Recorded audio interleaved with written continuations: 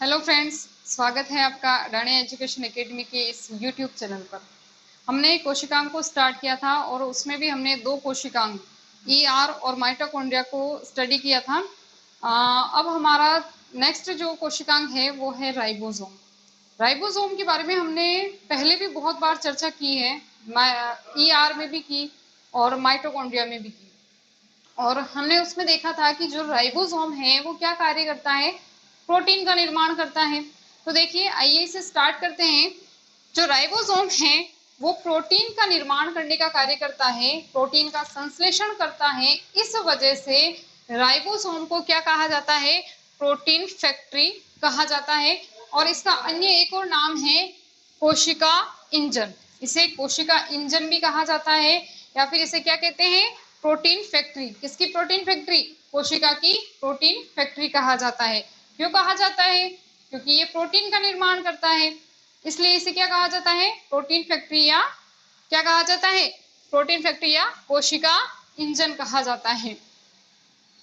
अब हमने जितने भी कोशिकांग पढ़े थे उसमें हमने सबसे पहले क्या बात की थी कि इसकी खोज किसने की, इसे सबसे पहले किसने देखा, इसका नामकरण किसने किया, यही सब हमने पढ़ा था।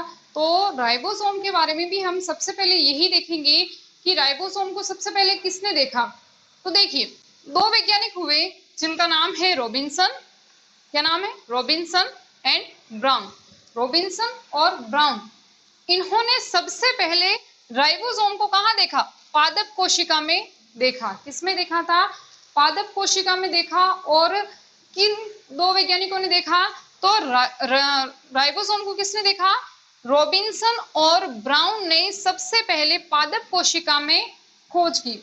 क्वेश्चन बन सकता है कि पादप कोशिका में सबसे पहले किसने देखा और जंतु कोशिका में सबसे पहले किसने देखा? तो पादप कोशिका में किसने देखा था? रॉबिन्सन और ब्राउन ने देखा। देखिए, अब बात करें कि इसे सबसे पहले माइक्रोस्कोप में जंतु कोशिका, माइक्रोस्कोप के द्वारा, सूक्ष्मदर्शी के द्वारा जंतु कोशिका में किसने देखा? तो देखिए, एक वैज्ञानिक हुए जिनका नाम है क्लाड। क्या नाम है? क्लाड। इन्होंने सबसे पहले माइक्रोस्कोप से इस राइबोसोम को देखा और इसे क्या नाम दिया? माइक्रोसोम नाम दिया। क्या नाम दिया? माइक्रोसोम नाम दिया। तो सबसे पहले माइक्रोस्कोप द्वारा राइबोसोम को जंतु कोशिका में किसने देखा? तो देखिए, क्लाड ने देखा। किसने देखा? क्लाड ने। और उसको नाम क्या दिया? तो माइक्रोसोम नाम दिया। अब बात करते हैं इसकी खोज की, कि खोज का श्रेय किसे जाता है और इसको जो राइबोसोम नाम है वो किसने दिया। तो देखिए, जो इसकी खोज की थी या जिसने इसको नाम दिया राइबोसोम, उनका नाम है पेलाडे। क्या है? पेलाडे। एक वैज्ञानिक हुए थे पेलाडे करके। तो इन्होंने क्या किया, इसकी खोज की और इसको नाम दिया। इस वजह से, क्योंकि पेलाडे ने राइबोसोम की खोज की और पेलाडे ने इसको राइबोसोम नाम दिया, तो उनके नाम के आधार पर ही इसको और क्या कहा जाता है? पेलाडे कण भी कहा जाता है। क्या कहा जाता है? पेलाडे कण। किसे कहा जाता है? राइबोसोम को पेलाडे कण भी कहा जाता है। अब हम बात करें कि जो प्रयोगशाला में सबसे पहले राइबोसोम का संश्लेषण किसने किया, निर्माण किसने किया। तो देखिए कि प्रयोगशाला में सबसे पहले राइबोसोम का संश्लेषण करने वाले एक वैज्ञानिक हुए जिनका नाम है नोमुरा। क्या नाम है? नोमुरा। अब हमने क्या देखा था कि जब प्रोकैरियोटिक और यूकैरियोटिक कोशिका में हमने जब अंतर पढ़े थे, तब हमने ये देखा था कि प्रोकैरियोटिक कोशिका और यूकैरियोटिक कोशिका दोनों में ही राइबोसोम उपस्थित होते हैं। ठीक है, तो प्रोकैरियोटिक कोशिका और यूकैरियोटिक कोशिका दोनों में राइबोसोम उपस्थित होंगे। जो प्रोकैरियोटिक कोशिका होगी उसमें किस प्रकार के राइबोसोम होंगे? 70S प्रकार के। और जो यूकैरियोटिक कोशिका है उसमें कौन से राइबोसोम होंगे? 80S प्रकार के राइबोसोम उपस्थित होंगे। इसके अलावा जब हमने माइटोकॉन्ड्रिया पढ़ा था तब भी हमने देखा था कि माइटोकॉन्ड्रिया की जो संरचना है उसके अंदर भी राइबोसोम उपस्थित होते हैं। और वो कौन से राइबोसोम थे? 70S प्रकार के राइबोसोम थे। माइटोकॉन्ड्रिया ऐसा एक कोशिकांग है जिसमें खुद के हमने पढ़ा था कि खुद के राइबोसोम उपस्थित होते हैं, खुद का राइबोसोम होता है और उसका खुद का डीएनए होता है। डीएनए खुद का होता है, यानी कि उसका खुद का राइबोसोम है तो वो प्रोटीन का निर्माण करेगा, डीएनए है तो प्रतिकृतिकरण का कार्य करेगा। इस वजह से हमने कहा था कि जो माइटोकॉन्ड्रिया है उसको क्या कहा जाता है, अर्ध स्वायत्त अंग कहा जाता है। तो जो माइटोकॉन्ड्रिया है और जो हरित लवक क्लोरोप्लास्ट है उसमें भी राइबोसोम जो है वो उपस्थित रहते हैं। इस वजह से, क्योंकि माइटोकॉन्ड्रिया क्या है, कोशिकांग है, हरित लवक क्या है, वो भी कोशिकांग है। हमने क्या देखा है कि जो राइबोसोम वगैरह राइबोसोम है या डीएनए है तो वो कोशिका के अंदर उपस्थित होते हैं, लेकिन यहाँ पर खुद जो राइबोसोम है, खुद जो कि राइबोसोम क्या है, कोशिकांग है, और वो जो कोशिकांग है वो अन्य किसी कोशिकांग में भी उपस्थित है। माइटोकॉन्ड्रिया और हरित लवक क्या है, कोशिकांग है। तो जो राइबोसोम जो खुद कोशिकांग है वो अन्य कोशिकांग माइटोकॉन्ड्रिया और हरित लवक में भी उपस्थित है। इस वजह से इन्हें क्या कहा जाता है, कोशिका के अंदर कोशिकांग भी कहा जाता है।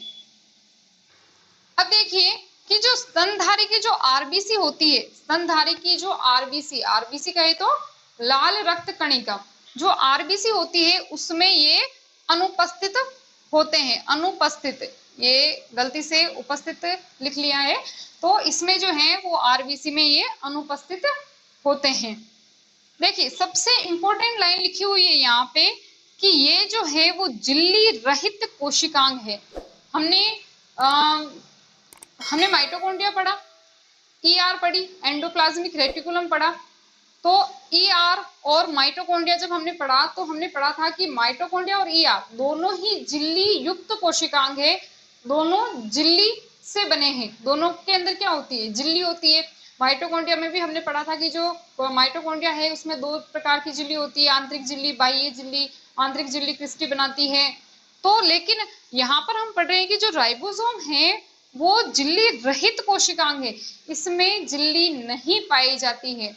तो यहाँ से ये क्वेश्चन भी बन सकता है कि ऐसा कौन सा कोशिकांग है जो झिल्ली रहित है, या कोशिका के अंदर झिल्ली रहित कोशिकांग कौन सा है। तो आंसर क्या हो जाएगा, राइबोसोम हो जाएगा।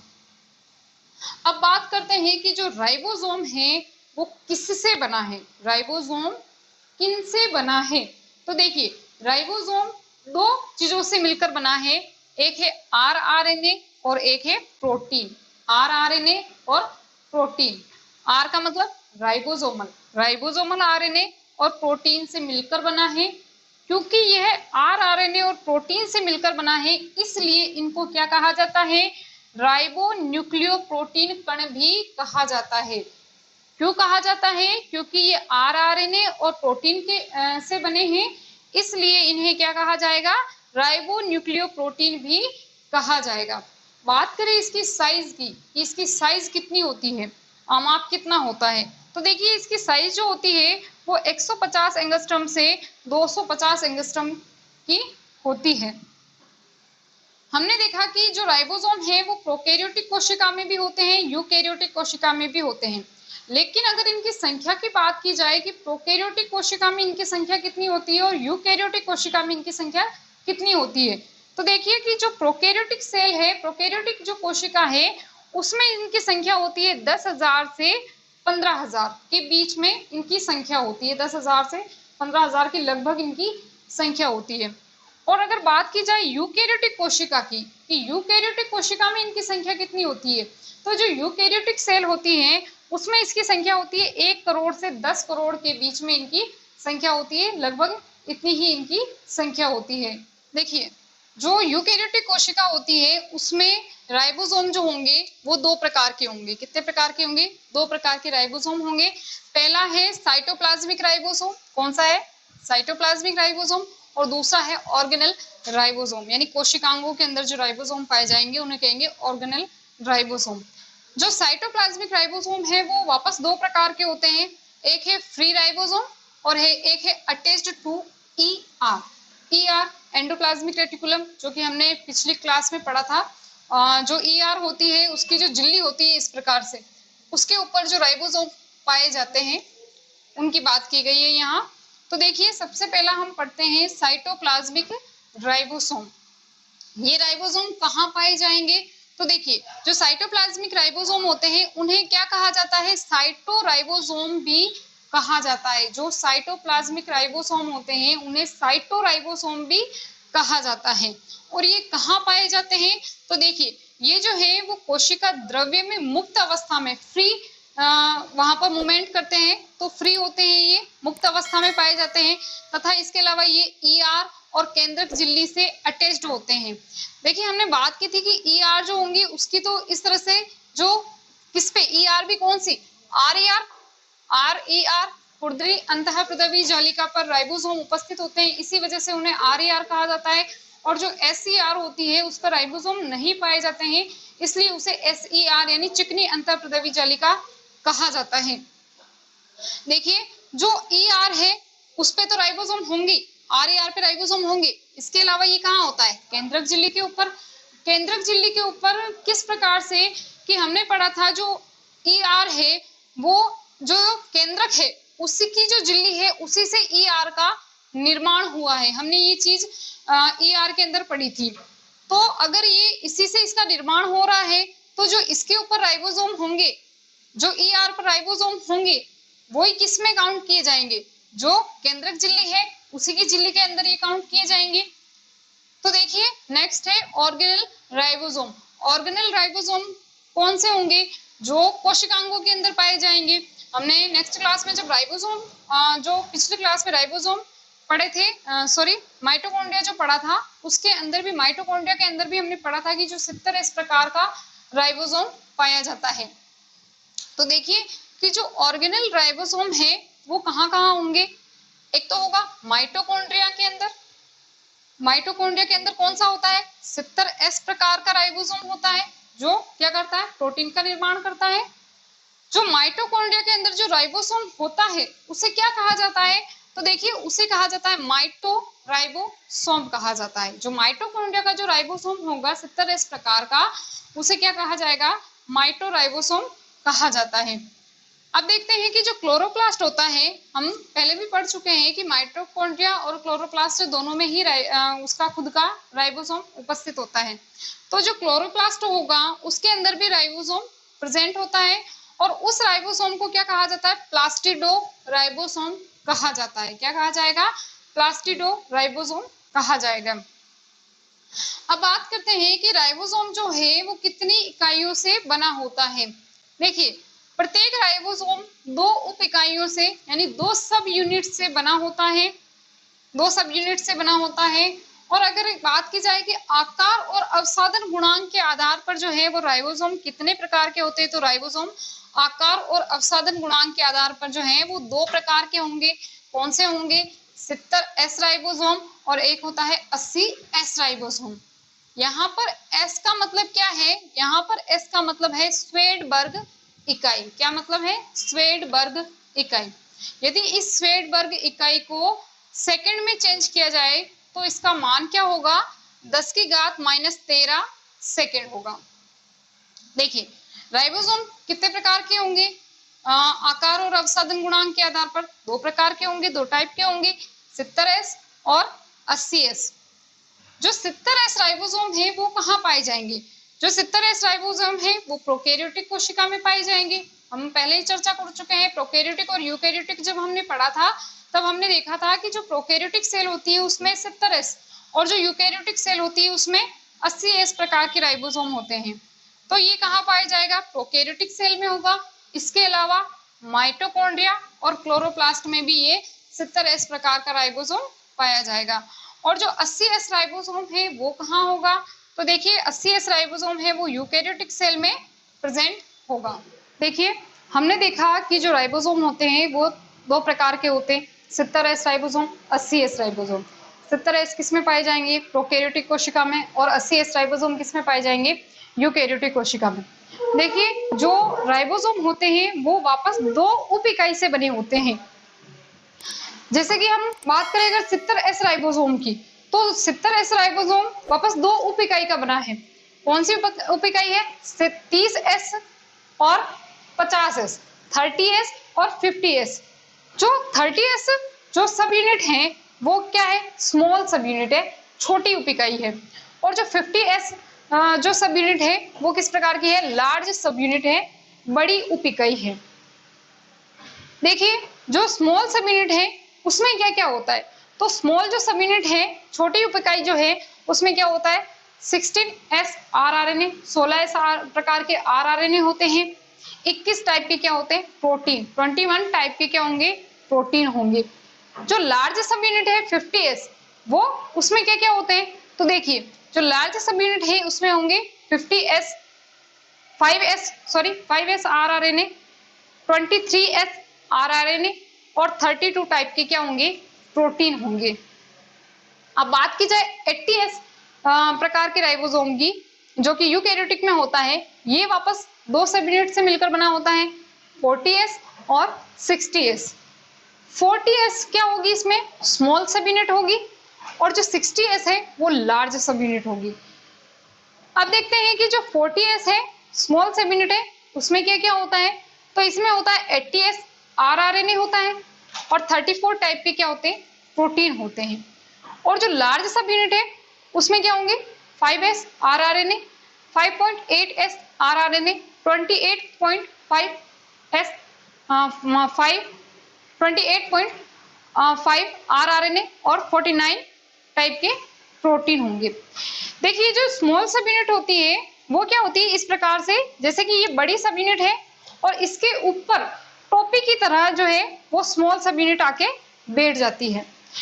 इससे क्या होता है? इन दोनों के बीच में ये देख रहे होंगे आप, टनल का निर्माण होता है, सुरंग का निर्माण होता है। जब जो राइबोसोम है वो प्रोटीन का निर्माण करता है, तो जो नवनिर्मित या नया जो प्रोटीन होता है वो इसी टनल से होकर गुजरता है। ये हो गई बात 70s और 80s प्रकार के राइबोसोम की, उनकी सब यूनिट की। अब बात करते हैं कि जो 80s राइबोसोम है वो 70s राइबोसोम से किस प्रकार से डिफरेंट है, किस प्रकार से भिन्न है, इन दोनों के बीच में क्या अंतर है। तो हम देखते हैं कि जो सबसे पहला जो अंतर है कि ये अपेक्षाकृत बड़े आमाप के होते हैं। कौन होते हैं? 80s ribosome. 80s जो राइबोसोम होंगे वो 70s राइबोसोम से बड़े आकार के होंगे। आमाप का मतलब क्या है? आकार या साइज के होंगे। नेक्स्ट है, इसमें 53 से अधिक प्रकार की प्रोटीन पाए जाते हैं। किसमें पाए जाएंगे? 80s राइबोसोम में 53 से ज्यादा प्रोटीन पाए जाते हैं। देखिए, इनके अंदर जो प्रोटीन है वो कौन कौन से? 34 टाइप और 49 टाइप। इनका अगर जोड़े तो ये किससे ज्यादा आएंगे? 53 से ज्यादा आएंगे। और जो 70s जो राइबोसोम है उसके अंदर कौन से प्रोटीन होते हैं? 21 टाइप प्रोटीन होते हैं और 32 टाइप प्रोटीन होते हैं। नेक्स्ट हम बात करते हैं कि इनमें जो है 3 के स्थान पर, किसमें? 80s राइबोसोम में 3 के स्थान पर 4 प्रकार के rRNA प्रेजेंट होते हैं। देखिए, 80s जो राइबोसोम है उसमें rRNA देखिए तो क्या है? 18s rRNA, 5s 5.8, 28.5 rRNA। तो कितने होंगे? देखिए 1 2 3 4, कुल कितने हो गए? 4। और अगर 70s की बात की जाए तो इसमें कितने होते हैं? 16s, 5s, 23s। तो इसमें कितने हो गए? 3s rRNA हो गए। ठीक है। अब हम बात करते हैं कि जो 80s राइबोसोम है उसमें rRNA और प्रोटीन का क्या अनुपात है। तो देखिए, जो 80s राइबोसोम है उसमें rRNA, RNA या rRNA और प्रोटीन का जो रेशियो होता है, जो अनुपात होता है, वो होता है 1:1। और जो 70s जो राइबोसोम है उसमें RNA और प्रोटीन का जो अनुपात होता है वो होता है 2:1, 2:1। ये इसमें दोनों में भिन्नता है कि ये 80s राइबोसोम और 70s राइबोसोम दोनों जो है वो किस प्रकार से एक दूसरे से अलग है, एक दूसरे से भिन्न है। देखिए, जो राइबोसोम की 2 सब यूनिट होती है, 2 सब यूनिट 70s की, और जैसे हमने 80s की जो सब यूनिट देखी थी, लार्ज सब यूनिट, स्मॉल सब यूनिट, बड़ी उप इकाई, छोटी उप इकाई देखी थी। तो जो दोनों उप इकाइयां हैं वो आपस में जुड़ी रहती है। मैंने कहा, हमने बात की थी कि जिस प्रकार से ये बड़ी सब यूनिट है और इसके ऊपर जो है वो छोटी सब यूनिट आकर जुड़ी रहती है। तो हम बात करते हैं कि जो ये दोनों सब यूनिट है वो किससे आपस में जुड़ी हुई है, किस प्रकार से आपस में जुड़ी हुई है। तो देखिए कि इन दोनों सब यूनिट को आपस में जुड़ने के लिए एक आयन की आवश्यकता होती है, और वह आयन कौन सा होता है? वो आयन होता है मैग्नीशियम आयन। कौन सा होगा? Magnesium ion. तो राइबोसोम की दोनों उप इकाइयों को आपस में जुड़ने के लिए कौन से आयन की आवश्यकता होती है? मैग्नीशियम आयन की आवश्यकता होती है। बहुत ही इंपॉर्टेंट लाइन है, क्वेश्चन में पूछा जा सकता है। नेक्स्ट हम बात करते हैं कि जो मैग्नीशियम आयन की सांद्रता कितनी होनी चाहिए कि जब वो दोनों सब यूनिट जो हैं वो आपस में जुड़ सकती है या जुड़ी रहती है। तो देखिए जो मैग्नीशियम आयन की सांद्रता कितनी होगी कि 1 से 2 मोल अगर उसकी सांद्रता है तो ये कैसी होती है? संलग्न अवस्था में होती है, दोनों जो है आपस में जुड़ी रहती हैं। अब बात करते हैं कि इसकी सांद्रता कितनी कम हो जाए या कितने कम होने पर ये जो दोनों सब यूनिट है वो अलग हो जाती है। तो देखिए अगर इसकी सांद्रता, मैग्नीशियम आयन की सांद्रता 0.5 म्यू मोल से अगर माइक्रोमोल से म्यू मोल या माइक्रोमोल से कम हो जाए तो ये जो है दोनों सब यूनिट जो है वो क्या हो जाएगी? अलग हो जाएगी। अगर ये जो सांद्रता है 0.5 म्यू मोल से कम हो जाए, है ना, 0.5 म्यू मोल अगर हो जाए तब तो ये अलग हो जाएगी। और अगर इससे भी कम हो जाए, 0.5 म्यू मोल से भी अगर कम हो जाए तो क्या होगा कि ये दोनों जो सब यूनिट है वो कैसे हो जाएगी? विघटित हो जाएगी, विघटित हो जाएगी, टूट जाएगी। अब हम इसके कार्य की बात करते हैं, क्योंकि हमने पढ़ा था कि जो राइबोसोम है उसको प्रोटीन फैक्ट्री भी कहा जाता है। इसका अर्थ क्या है कि जो राइबोसोम है वो क्या करेगा? प्रोटीन का निर्माण करेगा। ये क्या करेगा? एमिनो एसिड द्वारा, अमीनो अम्ल द्वारा क्या करेगा? एमिनो अम्लों की एक श्रृंखला का निर्माण करेगा और उस श्रृंखला को जोड़कर ये किसका निर्माण करेगा? ये क्या करेगा? प्रोटीन का निर्माण करेगा। किसका निर्माण करेगा? प्रोटीन का निर्माण करेगा। ठीक है। सेकंड हम काम पढ़ते हैं कि जो राइबोसोम है वो नवनिर्मित, जब प्रोटीन बन जाएगा, नया नया जब प्रोटीन बनेगा तो उसे नष्ट होने से बचाने के लिए ये क्या करेगा कि राइबोसोम जो है प्रोटीन को कोशिका द्रव्य में एंजाइम में सुरक्षित रखता है। जब प्रोटीन बन जाएगा तो वो उसे नष्ट होने से बचाने के लिए क्या करेगा? कुछ एंजाइमों के द्वारा इसको कोशिका द्रव्य में ही सुरक्षित रखेगा। ये हो गए इसके कार्य। अब देखते हैं कि राइबोसोम पे किस प्रकार के क्वेश्चंस पूछे जा सकते हैं एग्जाम्स में। तो इसके कुछ क्वेश्चंस देख लेते हैं हम। देखिए पहला क्वेश्चन है कि राइबोसोम के दोनों सब यूनिट को आपस में जुड़ने के लिए किस आयन की आवश्यकता होती है? तो हमने बात की थी कि जो दोनों सब यूनिट होती है वो आपस में किस आयन द्वारा जुड़ी रहती है? मैग्नीशियम आयन द्वारा। तो इसका आंसर क्या हो जाएगा? Magnesium ion, magnesium ion. अब बात करते हैं कि सेकंड क्वेश्चन है कि प्रयोगशाला में राइबोसोम का संश्लेषण किसने किया था? देखिए यहाँ पर क्वेश्चन देख रखा है कि सबसे पहले प्रयोगशाला में राइबोसोम का निर्माण या संश्लेषण किसने किया था? तो कौन थे वो वैज्ञानिक? क्या नाम था? नोमुरा। क्या नाम था? नोमुरा नामक एक वैज्ञानिक थे। उन्होंने सबसे पहले इसका संश्लेषण किया था। हमने सबसे पहले देखा था कि रॉबिन्सन और ब्राउन जो थे उन वैज्ञानिकों ने क्या किया था? पादप कोशिका में सबसे पहले राइबोसोम को देखा था या खोज की थी। क्लार्ड ने सबसे पहले माइक्रोस्कोप में देखा था और माइक्रोसोम नाम दिया था। और पेलाडे को इसकी खोज का और इसको नाम देने का श्रेय जाता है। लेकिन यहाँ क्वेश्चन पूछा है कि प्रयोगशाला में सबसे पहले राइबोसोम का निर्माण किसने किया? देखा नहीं, निर्माण किसने किया? तो आंसर क्या हो जाएगा? नोमुरा हो जाएगा। नेक्स्ट है कि जीवाणु में किस प्रकार के राइबोसोम पाए जाते हैं? तो क्या आंसर हो जाएगा? 70S प्रकार के राइबोसोम पाए जाते हैं। किसमें पाए जाते हैं? जीवाणु कोशिका में पाए जाते हैं। प्रोकैरियोट्स में होंगे 70S प्रकार के और यूकैरियोटिक कोशिका में कौन से हो जाएंगे? 80S प्रकार के राइबोसोम हो जाएंगे। आज हमारा जो है राइबोसोम कोशिकांग जो है वो कंप्लीट हो गया है। आज की क्लास यहीं तक। Thank you.